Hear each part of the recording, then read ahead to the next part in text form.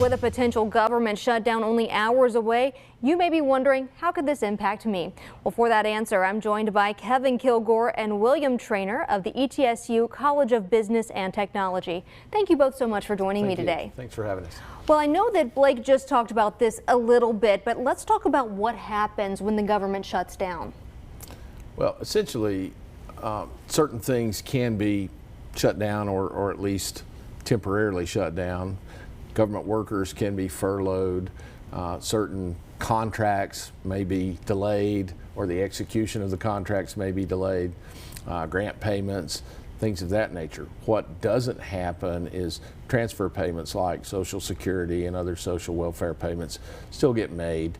The essentials still happen, defense, law enforcement, and there are things that are funded on a mandatory basis that have exempt employees like the post office or the Social Security Administration that continue to operate. Well, I know that it feels like we hear about a government shutdown once a year, every couple of years. Why so often, and just how serious is it?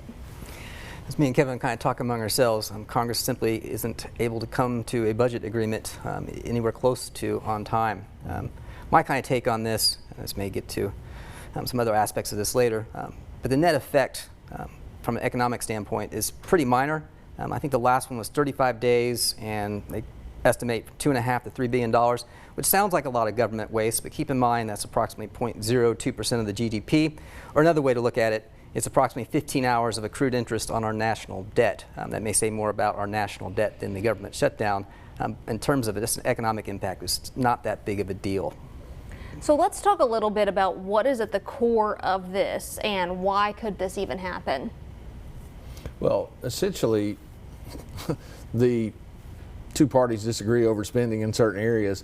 The stated reason now is healthcare spending, and whether or not to increase healthcare spending and increase tax breaks for Affordable Care Act, and that's going to add anywhere from several hundred billion to 1.3 trillion in new deficit spending and new debt. And so that's the crux of the issue, is can we simply afford to take on more debt, being at 37 trillion now. So what does this mean for the average person, especially here in the Tri-Cities area?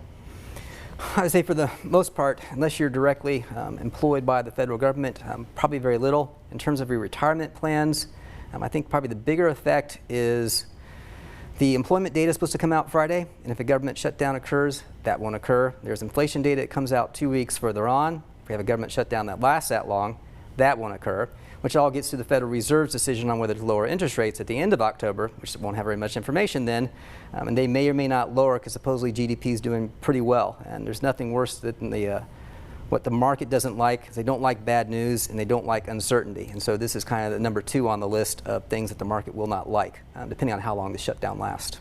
And speaking of how long this could last, could it last as long as they want? Could it last one day? How long are we looking? Since 1996, there have been 3 government shutdowns. The average is 24 days. As Dr. Trainer said, the longest was 35 days, and that was over an issue with funding a border wall, or presumably. But 24 days shutdown is a minor disturbance to the quarterly GDP, and you have to understand that when the government shut down, it's government employees that are furloughed, and there's a lot of pressure on Congress to get to work and come to an agreement. So if I had to give any advice, I'd say don't lay awake at night worrying about a government shutdown. All right. Well, thank you both so much for coming on and breaking this all down for us. I know that, for some folks it could feel like it's, a very lofty conversation, but I appreciate you for breaking it down for everybody to understand. Thank you. Absolutely. Well,